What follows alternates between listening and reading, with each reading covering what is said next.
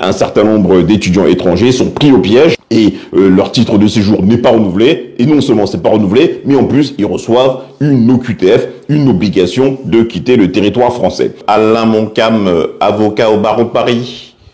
Le statut de l'étudiant en France est quand même extrêmement compliqué.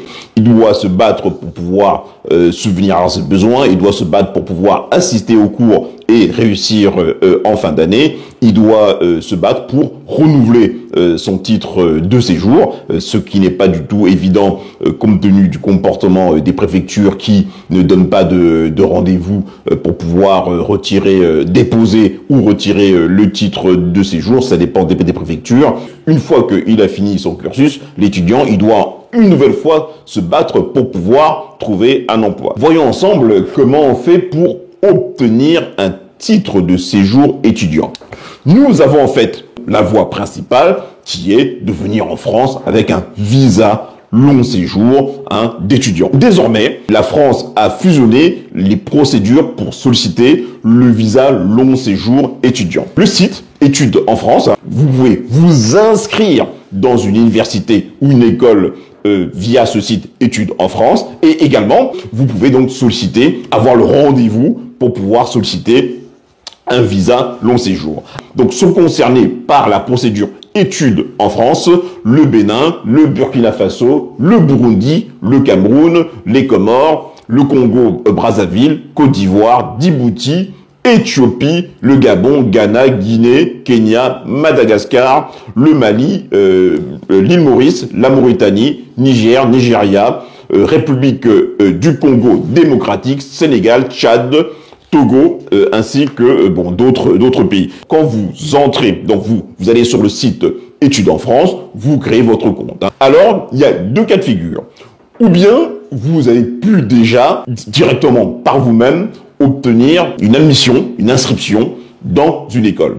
Et auquel cas, vous allez dans l'onglet « Je suis déjà accepté » et vous aurez donc un entretien sur l'espace Campus France. Ou bien, vous n'avez pas encore trouvé une école et vous pouvez postuler directement aux universités, aux écoles au sein de cet espace Campus France. Une fois que votre dossier sera rempli, vous aurez un entretien avec Campus France. Et si votre dossier est validé, toujours dans le cadre de votre espace Campus France, vous pourrez avoir donc sollicité un rendez-vous, obtenir un rendez-vous avec TLS.